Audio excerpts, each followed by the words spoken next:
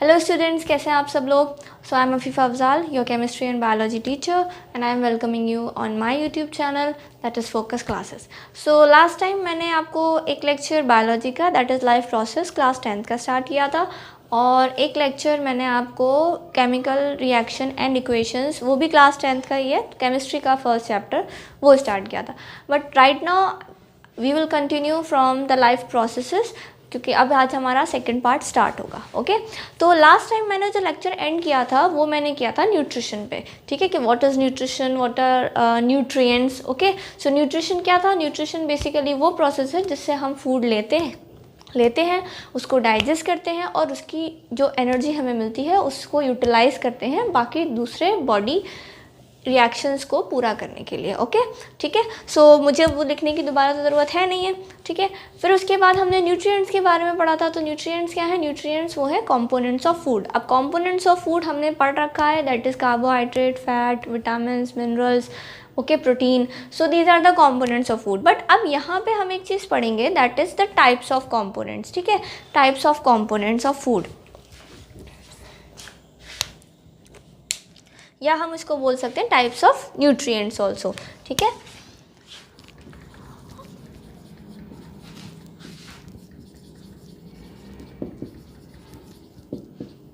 So types of nutrients. सो इसमें number 1 आता है inorganic.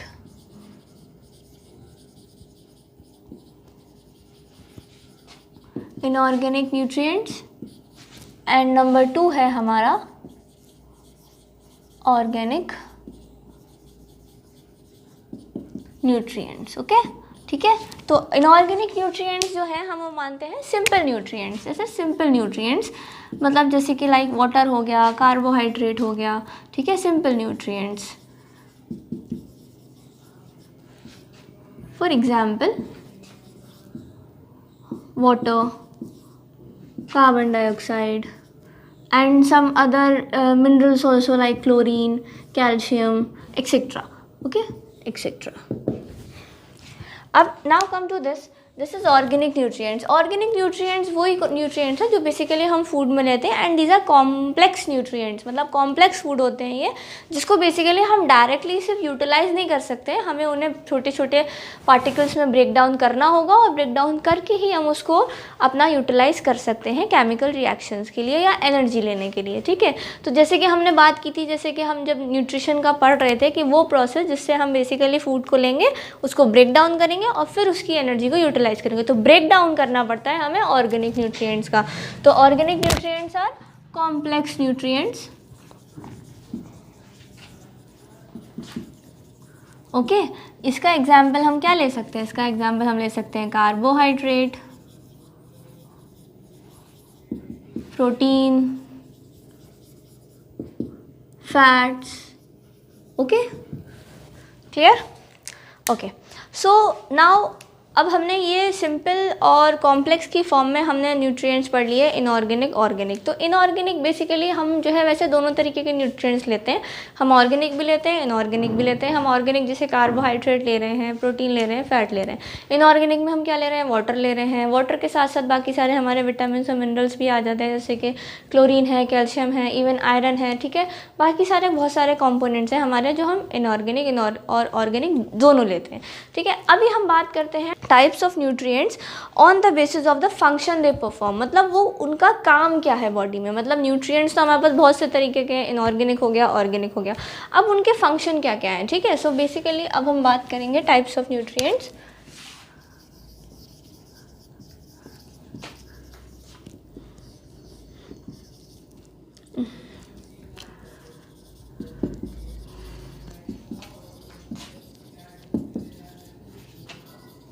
On the basis of their function. Okay, on the basis of their function.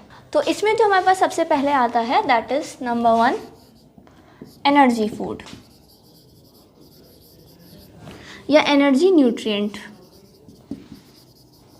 ठीक है, energy nutrient मतलब basically वो nutrients या वो कंपोनेंट्स ऑफ फूड जिससे हमें एनर्जी मिल रही है। They are basically those components that we are gaining energy और they are providing us energy. ठीक है, उसके बाद नंबर 2 आता है बॉडी बिल्डिंग फूड या body building, just a moment, body building nutrients. Okay, उसके बाद नंबर 3 आता है हमारा बॉडी बिल्डिंग न्यूट्रिएंट्स मतलब basically those nutrient that help us to make our body fit, growth and also कि मतलब अगर हमारी बॉडी में सपोज़ करिए कोई इंजरी हो गई है, ठीक है, तो इंजरी के लिए हम क्या करेंगे, इंजरी के लिए अगर ऑब्वियसली उसको हीलिंग करना पड़ेगा, ठीक है। अगर कोई टिश्यू डैमेज हो गया है तो उसकी जगह पे दूसरा नया टिश्यू आएगा। So basically body building nutrients वो न्यूट्रिएंट्स होते हैं जो प्राइमरीली इस बात में हमारी हेल्प करते हैं कि वो हमारी बॉडी की डेवलपमेंट में, ग्रोथ में, रिपेयरमेंट ऑफ टिश्यूज़ में हमारी हेल्प करें, ठीक है। उसके बाद नंबर 3 आता है regulating nutrients. Okay, regulating nutrients वो न्यूट्रिएंट्स होते हैं जो बेसिकली हमारे सारी मेटाबॉलिक एक्टिविटीज़ के रेगुलेशन में हेल्प करते हैं, ठीक है। इवन अगर हमारी कोई डिजीज़ हो जाती है, सपोज़ किसी के लाइक ऐसे होता है, हमारी बॉडी में जो भी डिजीज़ होती है वो इस वजह से होती है क्योंकि किसी ना किसी न्यूट्रिएंट की, किसी कंपोनेंट की हमारे अंदर कमी है, ठीक है। अगर वो कमी हमारे अंदर है तो इसका मतलब वो डिजीज़ हो जाएगी। तो अगर वो चीज़ हमें फूड से मिल जाए, सो दैट मीन्स वो डिजीज़ हमारे में नहीं होगी, ठीक है। तो रेगुलेटिंग जो फूड होते हैं, वो न्यूट्रिएंट्स जो होते हैं, वो बेसिकली हमारी सारी एक्टिविटीज़ को रेगुलेट करने में हेल्प करते हैं, क्योंकि जब हमारी बॉडी में या सेल में सारी एक्टिविटीज़ अगर होंगी, कम्प्लीटली अगर परफेक्ट होंगी, तो basically we will not get ill or we will not get any disease। Okay, समझ गए आप लोग। तो यहाँ पे हम एनर्जी न्यूट्रिएंट्स की बात करते हैं। तो एनर्जी न्यूट्रिएंट्स कौन कौन से हैं, ठीक है। एनर्जी न्यूट्रिएंट्स जो प्राइमरीली हैं वो है हमारे पास carbohydrates and fats. Okay, carbohydrates and fats. उसके बाद हमारे पास बॉडी बिल्डिंग फूड में क्या आता है प्रोटीन, ठीक है, प्रोटीन। तो हमने पता ही है कि हमें पता है कि अगर हम प्रोटीन इंटेक हमारी डाइट में अच्छा है, सो दैट मीन्स हमारा मसल्स का डेवलपमेंट अच्छा होगा, मसल्स बिल्डअप अच्छा होगा, है ना। ऑब्वियसली अगर आपने देखा हो like those people who do gym, ठीक है, मतलब जो मतलब एक्सरसाइज करते हैं, जिम करते हैं, ठीक है, तो वो क्या करते हैं, वो बेसिकली उनका जो प्राइमरी फूड होता है जो वो लेते हैं, दैट इज़ द प्रोटीन, ठीक है। तो प्रोटीन की वजह से उनका मसल बिल्डअप होता है, ठीक है। तो this is the body building nutrient. Now come to the regulating nutrients. Regulating nutrients कौन से हैं, that is vitamin and minerals।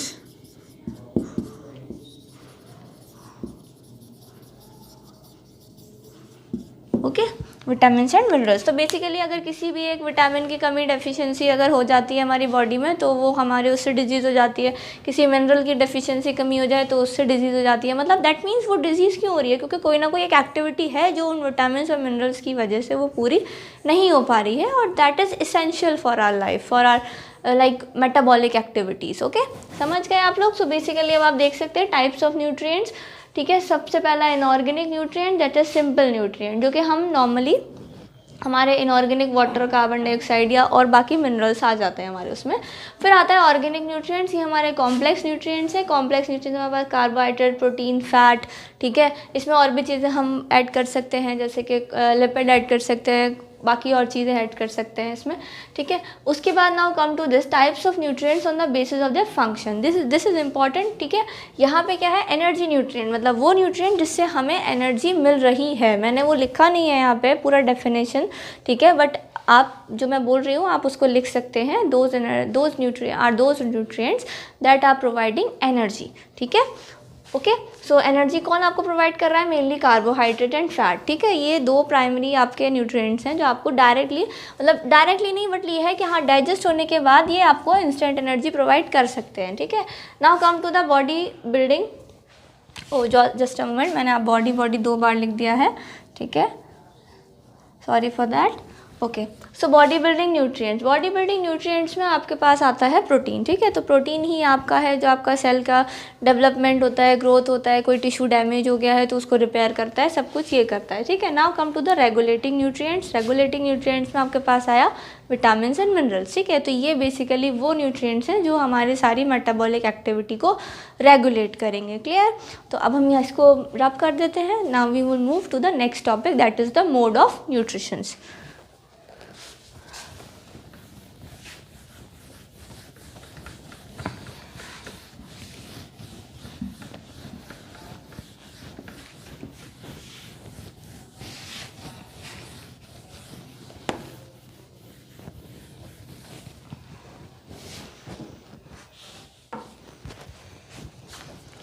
Okay, now come to the mode of nutrition.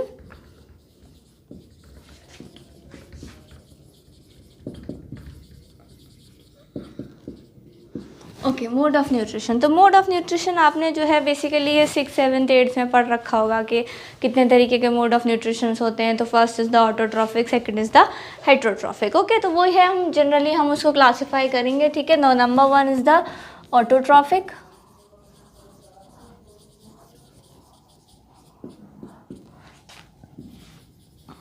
nutrition. Number 2 is the heterotrophic.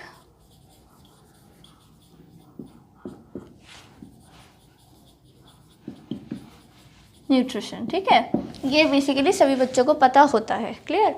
अब यहाँ पे हम बात करते हैं ऑटोट्रॉफिक का मतलब क्या है और हेटरोट्रॉफिक का मतलब क्या है। तो ऑटोट्रॉफिक का मतलब है कि खुद से जो ऑर्गेनिज्म जो अपना खाना खुद से बना लें, ठीक है। खुद से मतलब they are self made, they are self making, ठीक है। जो खुद से अपना खाना खुद बना लें वो होते हैं ऑटोट्रॉफिक।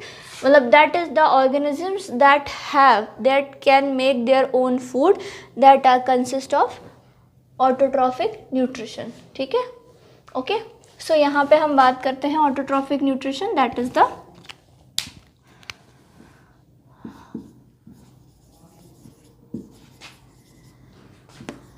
Self making. क्लियर? अब इसका एग्जाम्पल क्या क्या हो सकता है? इसका एग्जाम्पल हो सकते हैं ग्रीन प्लांट्स, ठीक है। उसके बाद होते हैं कुछ bacteria, that is the cyanobacteria.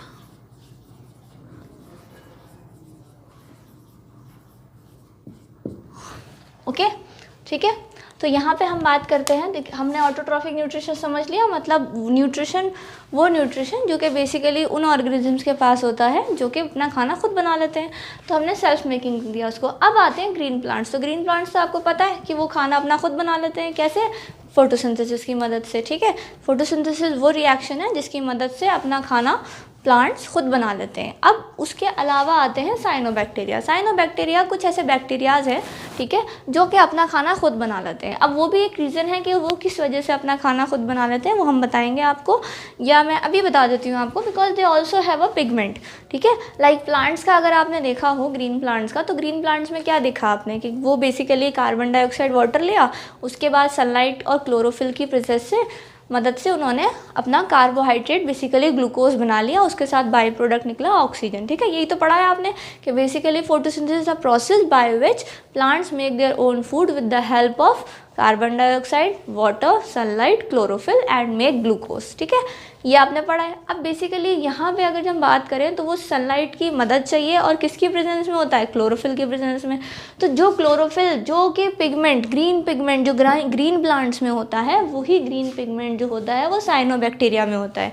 तो साइनोबैक्टीरिया भी क्या करते हैं? साइनोबैक्टीरिया को भी जैसे ही सनलाइट मिलती है ना, तो वो अपना खाना खुद बनाना स्टार्ट कर देते हैं, लाइक प्लांट्स। ओके, सो हम इसको इसी वजह से हम साइनोबैक्टीरिया को एक और नाम देते हैं, that is the blue green algae.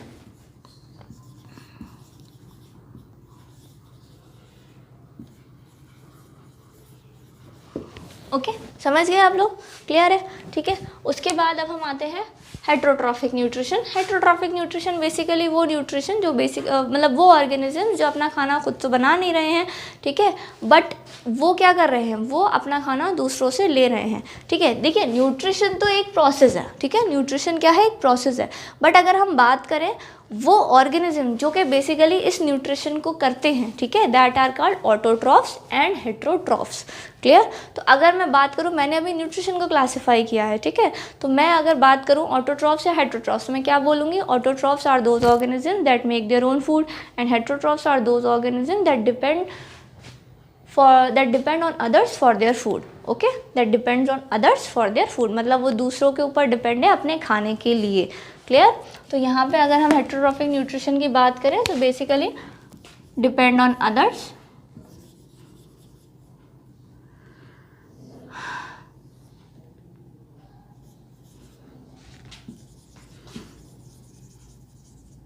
ठीक है।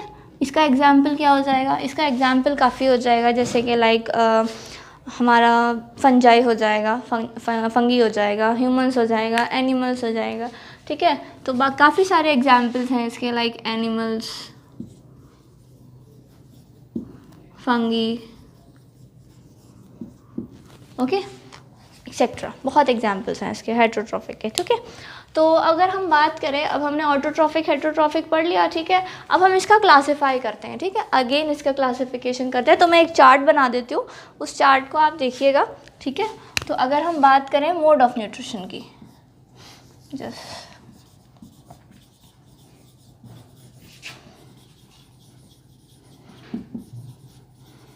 ओके, तो मोड ऑफ न्यूट्रिशन कितने तरीके का?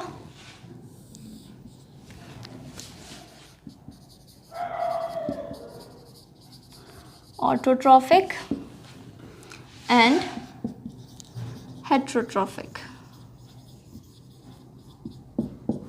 क्लियर? अब ऑटोट्रॉफिक भी दो तरीके का होता है, ठीक है, मतलब वो किस मदद से हो रहा है, वो डिपेंड करता है सोर्स से, कि मतलब वो कौन सी एनर्जी उसको मिल रही है, जिस एनर्जी से वो अपना न्यूट्रिशन ड्राइव कर पा रहा है, ठीक है। तो वो एनर्जी हम बात करते हैं। सबसे पहला तो ऑटोट्रॉफिक में जो आता है वो आता है फोटो ऑटोट्रॉफिक, फोटो ऑटोट्रॉफिक, ठीक है। और सेकंड आता है कीमो ऑटोट्रॉफिक। क्लियर? ओके, तो photo autotrophic and chemo autotrophic. अगर हम इसके नाम में देखें, देखिए photo means light, photo means light, ठीक है। और लाइट कौन सी है हमारी अर्थ पे, बताइए, अर्थ पे कौन सी लाइट है हमारी? सन की लाइट है, ठीक है। तो सन की ही लाइट की मदद से ये जो न्यूट्रिशन हो रहा है, that is the photoautotrophic nutrition, sun की मदद से हो रहा है। उसके बाद कीमो ऑटोट्रॉफिक न्यूट्रिशन की बात करते हैं। तो कीमो से आप क्या समझते हैं? कीमो मतलब केमिकल्स, ठीक है, केमिकल्स। तो कुछ केमिकल्स ऐसे होते हैं जो कि बेसिकली जिनसे हम एनर्जी ड्राइव करते हैं, ठीक है। तो वो अभी हम उसका एग्जाम्पल पढ़ेंगे, ठीक है। तो यहाँ पे फोटो ऑटोट्रॉफिक आ गया, कीमो ऑटोट्रॉफिक आ गया। अब आते हैं हेटेरोट्रॉफिक पे। तो हेटेरोट्रॉफिक तो आपको पता ही है क्या होते हैं, जो दूसरों पे डिपेंड हो रहे हैं, वो न्यूट्रिशन जिससे हम दूसरों से खाना ले रहे हैं, ठीक है। अब वो होते हैं 3 तरीके के। Number 1 is the parasitic, number 2 is the saprophytic,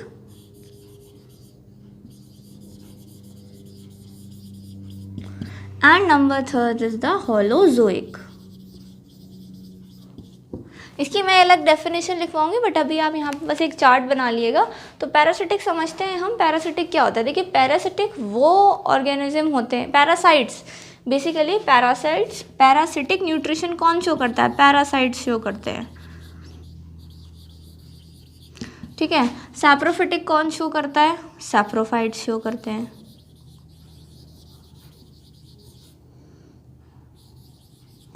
और होलोजोइक वो शो करते हैं। होलोजोइक बेसिकली जो हायर ऑर्गेनिजम्स हैं, ठीक है, जो कि अपना खाना माउथ से लेते हैं, फिर उसके बाद अपना पूरा डाइजेशन खुद से करते हैं, और फिर उससे बाद जब वो फूड डाइजेस्ट हो जाता है तो फिर उससे जो एनर्जी मिलती है उससे अपना बॉडी का एक्टिविटी पूरा करते हैं, ठीक है। तो सबसे पहला पैरासिटिक, पैरासाइट्स वो ऑर्गेनिजम्स होते हैं जो कि बेसिकली वो किसी दूसरे की बॉडी पे रहते हैं, सर्वाइव करते हैं, और उसी की बॉडी से वो न्यूट्रिशन लेते हैं, ठीक है।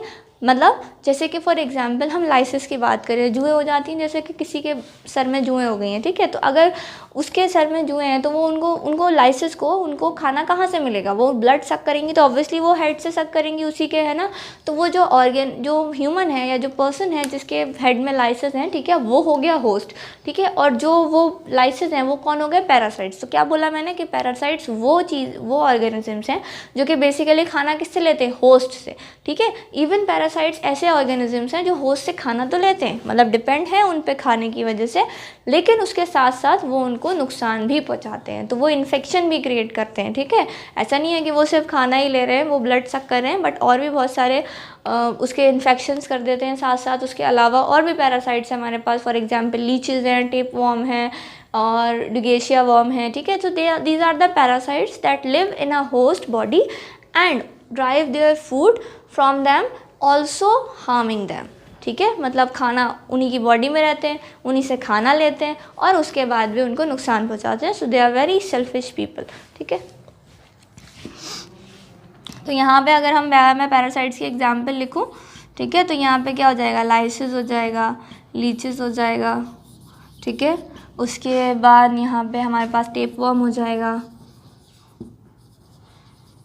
ओके, उसके अलावा काफ़ी सारे हैं यहाँ पे, हम बस अभी यही एग्जांपल पढ़ लेते हैं। ठीक है, उसके बाद आओ सैप्रोफिटिक। सैप्रोफिटिक वो मतलब न्यूट्रिशन शो करते हैं जो सैप्रोफाइट्स हैं। अब सैप्रोफाइट्स क्या होते हैं? सैप्रोफाइट्स वो ऑर्गेनिजम्स होते हैं जो कि बेसिकली अपना न्यूट्रिशन लेते हैं डेड एंड डिकेइंग मैटर से, मतलब सड़ा गला चीज़, जो मतलब जो सड़ रही हो, ख़राब हो रही हो, पैरिश्ड हो रही हो, रॉटन हो रही हो, मतलब उससे अपना खाना लेते हैं ना। ठीक है, जैसे कि अगर हम बात करें, कुछ फ्रूट्स हैं जो डिके हो गए हैं, सड़ गए हैं, ख़राब हो गए एंड उसमें से स्मेल आ रही है। ठीक है, वो स्मेल जो आती है वो बेसिकली वो इसी वजह से कि उसमें बैक्टीरियल ग्रोथ हो गई है। उसके साथ साथ अब वो कुछ टाइम बाद अगर जैसे आप देखेंगे वो जैसे सपोज़ फॉर एग्जांपल एप्पल है, अब वो एप्पल ख़राब हो रहा है, उसके बाद आप उसको रख दीजिए ओपन में कहीं पे, और उसके बाद 1-2 दिन बाद आप ऑब्जर्व करिएगा तो वो धीरे धीरे करके ना वो टिके हो जाएगा, बिल्कुल रॉटन हो जाएगा एंड आफ्टर 1 और 10 डेज, 1 वीक और 10 डेज वो बिल्कुल ही वो फिनिश हो जाएगा। ठीक है, सो बेसिकली वो कहाँ चला गया? वो बेसिकली चला गया सैप्रोफाइट्स के पास, मतलब सैप्रोफाइट्स वहाँ फंजाई ग्रो हो गए, बैक्टीरियाज ग्रो हो गए और उन्होंने उसको क्या करा, ईट अप कर लिया। ठीक है, तो वो खाना जो ख़राब हो रहा है, सड़ रहा है, और वो कौन खाता है? वो खाते हैं सैप्रोफाइट्स। ठीक है, इवन अगर आप देखो जैसे कि हमारे एनवायरनमेंट में काफ़ी सारे ऑर्गेनिजम्स रोज़ मरते रहते हैं, प्लांट्स ख़राब हो रहे हैं। ठीक है, तो वो सब क्या होता है, मतलब जैसे कि अगर ऑर्गेनिज्म मर रहा है तो उसकी बॉडी कहाँ जाती है? उसकी बॉडी बेसिकली डिकम्पोज हो जाती है। ठीक है, और वो डिकम्पोज होकर वो कौन खा लेता है? वो सैप्रोफाइट्स खा लेते हैं। ठीक है, तो इसी वजह से ये एक इनका एक अच्छा रोल भी है कि बेसिकली ये हमारी इन्वायरमेंट को क्लीन रखते हैं। ठीक है, ये हमारी इन्वायरमेंट को क्या रखते हैं? क्लीन रखते हैं। ठीक है, तो बेसिकली ये क्या करते हैं? ये डेड और डिकेइंग मैटर पे फीड करते हैं। एग्जाम्पल इसका लिख लीजिए आप, फंगी, बैक्टीरियाज, ठीक है, एक्सेट्रा आप मान सकते हैं इसको। उसके बाद now come to the holozoic. Holozoic क्या होते हैं? होलोजोइक वो ऑर्गेनिजम्स होते हैं, होलोजोइक न्यूट्रिशन वो ऑर्गेनिज्म शो करते हैं जो कि बेसिकली जो हायर ऑर्गेनिजम्स हैं, लाइक ह्यूमंस है, ह्यूमंस। ठीक है, तो आप ह्यूमंस के समझिए कि हम हेटेरोट्रॉफ्स हैं, हम अपना खाना खुद तो बना नहीं रहे हैं, हम कहाँ से ले रहे हैं? प्लांट से ले रहे हैं। प्लांट खाना बना रहे हैं, प्लांट को पका के हम खा रहे हैं। ठीक है, तो प्लांट से हम खाना अपना ले रहे हैं, तो अब हम लेते कैसे हैं? हम अपने माउथ से लेते हैं। ठीक है, तो सबसे पहला तो ये हो गया कि जो भी हायर ऑर्गेनिजम्स है वो अपना फूड कैसे लेंगे? माउथ से लेंगे। ठीक है, दूसरा चीज़ ये है कि इनके हमारे पास पूरा परफेक्ट डाइजेस्टिव सिस्टम है। ठीक है, हमारे पास पूरा कंप्लीट डाइजेस्टिव सिस्टम है, तो वो कंप्लीट डाइजेस्टिव सिस्टम जो है उससे हमें क्या मतलब होता है? हम लोग पूरा का पूरा जो फूड ले रहे हैं उसको डाइजेस्ट करते हैं। ठीक है, उसको ब्रेक डाउन करते हैं, किसमें? ऑर्गेनिक मॉलिक्यूल को सिंपल मॉलिक्यूल में। जब वो सिंपल मॉलिक्यूल में कन्वर्ट हो जाता है, देन आफ्टर हम क्या करते हैं? हम उसकी एनर्जी को यूटिलाइज करते हैं अपनी एक्टिविटीज़ के लिए। ठीक है, तो basically holozoic mode of nutrition वो न्यूट्रिशन है जो कि हायर ऑर्गेनिज्म शो करते हैं। और वो शो कैसे करते हैं? वो बेसिकली क्या करेंगे? वो माउथ से इनटेक करेंगे, पूरा उसको डाइजेस्ट करेंगे एंड देन उसकी यूटिलाइज करेंगे। क्लियर? समझ गए आप लोग? तो इसका एग्जाम्पल अगर हम ले सकते हैं, इसका एग्जाम्पल हम ह्यूमंस ले सकते हैं और हायर ऑर्गेनिजम्स ले सकते हैं।